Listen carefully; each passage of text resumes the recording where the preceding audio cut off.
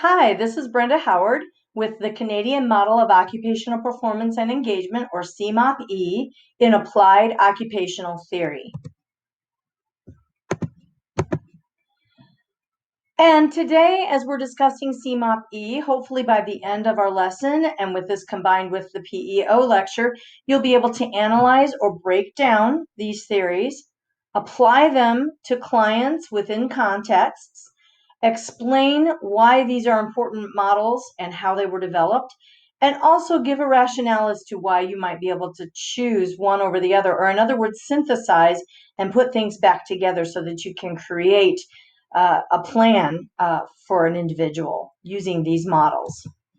So let's start with Cmop-E. A little bit about the history of Cmop-E. It actually has a really interesting development.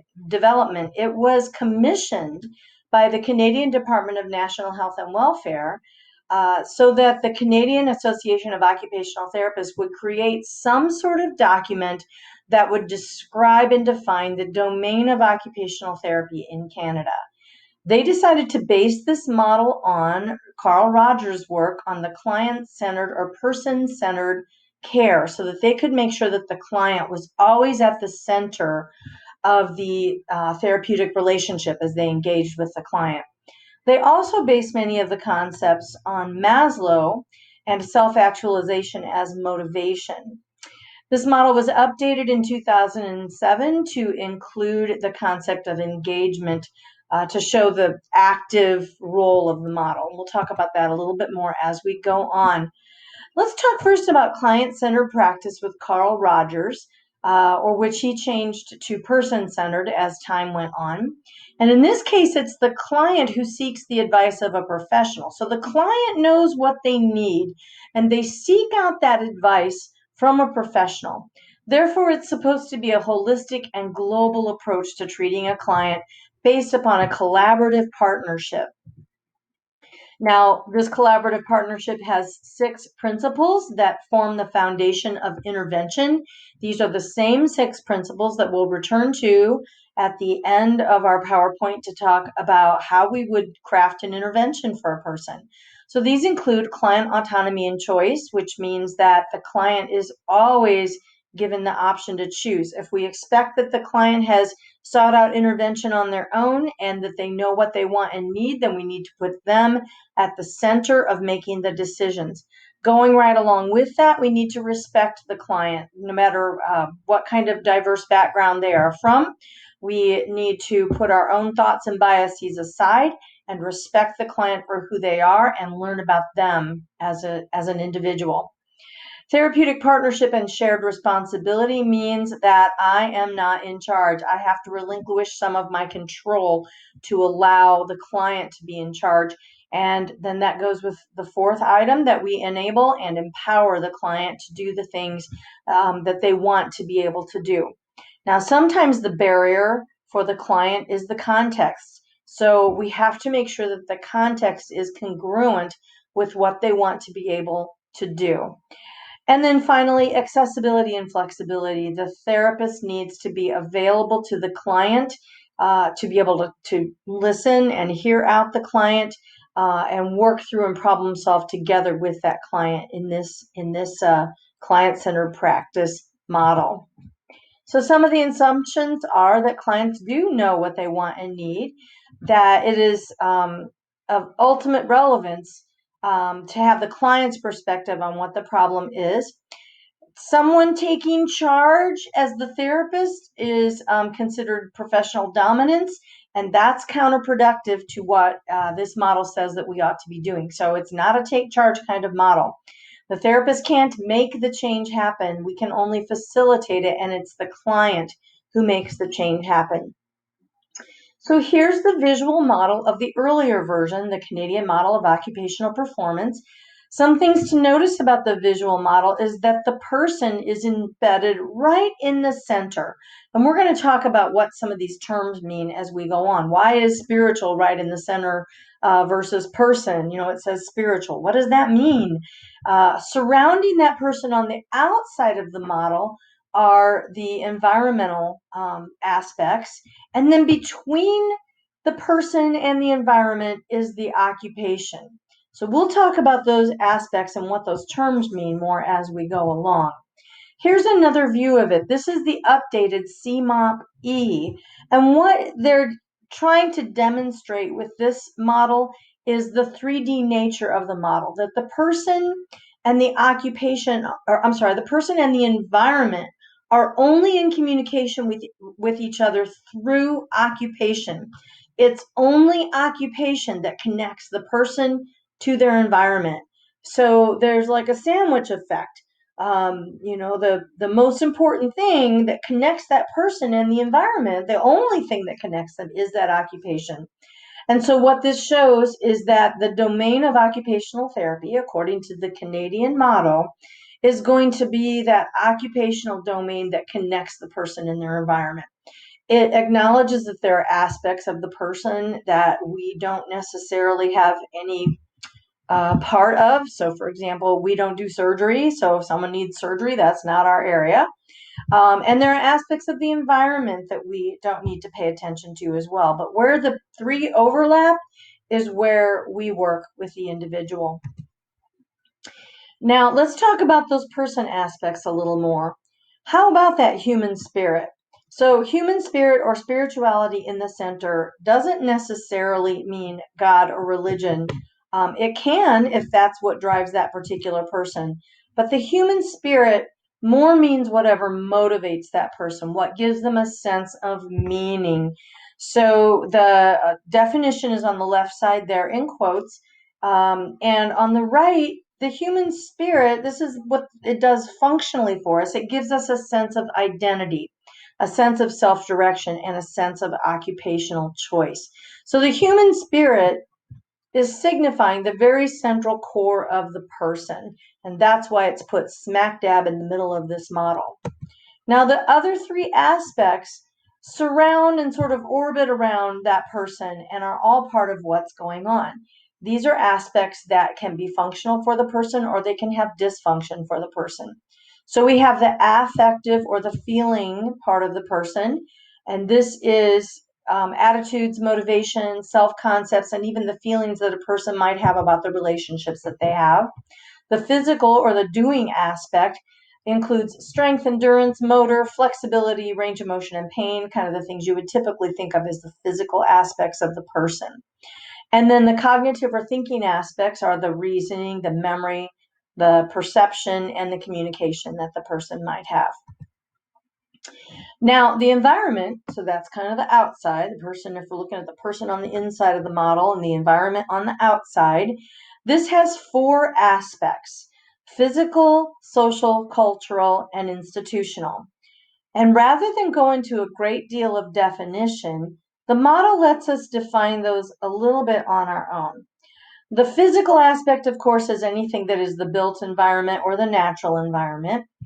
The social aspects are the people and groups in the person's environment that influence them or that they have an influence on.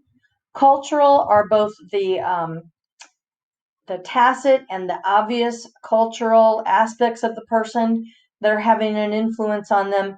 And then the institutional is everything from governmental to financial to schools, things like that, that are included in that institutional aspect. And according to this model, that encompasses all of the environment.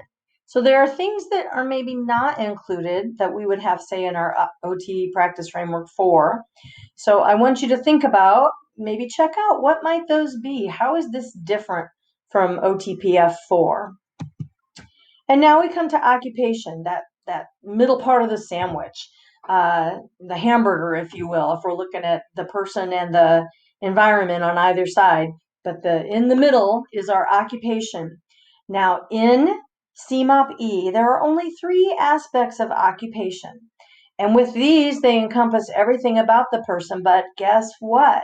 Instead of having definitions that are very prescriptive, something may fall into one category for me and another category for you. So self-care is all about, of course, taking anything you need to do to take care of yourself. Productivity is anything that you need to do to be able to earn money, make a living, feel like a productive member of society. So it can be volunteer work as well. And leisure is, of course, things we do for relaxing and fun, which would also encompass sleep in this case. But let's say I'm doing some gardening. Is it self-care because it takes care of my mental health? Is it productivity because either I'm getting paid for it or I'm volunteering to do it and I'm doing something productive, or maybe I'm producing vegetables that I can eat? Or is it leisure because I do this because it relaxes me and I enjoy it? In my case, I would probably put it under self-care because I think of it more of a home maintenance activity rather than something that is very productive. Actually, I don't end up producing very many vegetables lately. But for you, it might mean something different. So depending on how the person defines it, it might fall into a different category of occupation. There's no hard and fast definition in that way, which is another thing that sets the CMOP apart. The definitions are a little more open-ended. So what is the PEO balance? This is how this model defines function and dysfunction. So yes, it's talking about person, environment, and occupation, but this is the Canadian model of occupational performance and engagement, not the PEO model, okay? But it uses those aspects to discuss function and dysfunction. If the person, occupation, and environment are all in balance, then we can say that the person is experiencing function. However, if one aspect is having trouble, or maybe more than one aspect, and that area is, maybe not showing as much, I want to say weight as other areas, then those aspects could be out of balance. So let me give you an example. Your Professor Brenda is a crazy cat lady. I foster kittens. And so in my person, in my human spirit, it's a driver for me. It's something that gives me meaning and joy in life. So that's part of my human spirit. It takes physical aspects to do this. I have to be able to pick up the food bowls. I have to be able to clean the room where they are. There's some cognitive aspects to it. I need to recognize when the kittens are sick. I need to, remember times of day of when they should be fed and things like that. And it's very affective too because it gives me a lot of joy. Now, in the environment, I have to have the physical space for it.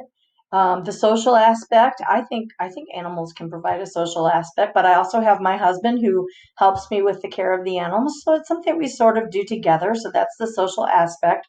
Culturally, we are a culture that keeps pets and find pets valuable. Maybe I would have an occupational therapist someday who doesn't have pets, doesn't really care for pets, and that would not be part of their culture, but they would respect me for having that culture. And institutional, well, I foster for the Indianapolis Humane Society, and they have rules. So I need to follow those rules, and that's within the institution. Now, the occupation itself, I would probably put it under leisure because I consider it a hobby. It's something that I do for fun and it does relax me, gets me away from my work. So those things are all in balance. What happens though if I, for example, let's put me 30 years on and maybe I'm starting to have some arthritis problems and can't bend over to pick up the food bowls, can't clean the dishes as well, but this is something that I still really want to do. Which aspect is out of balance? Well, in this case, I've talked a little bit about my person aspects not being in balance for the environment that I have.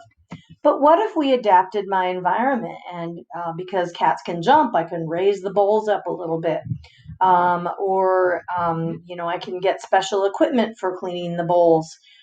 So that's me adapting my environment so that I can continue my occupation to connect me to my environment. And now I have those items back in balance again.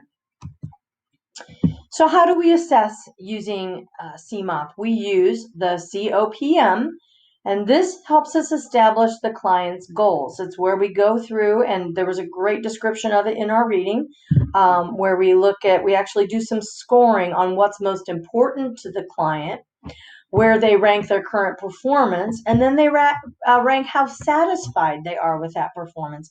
And that gives us a good idea of where we should focus first for our goals for that client. Not where we think they need to be able to focus, but where they feel is the most important for them to focus.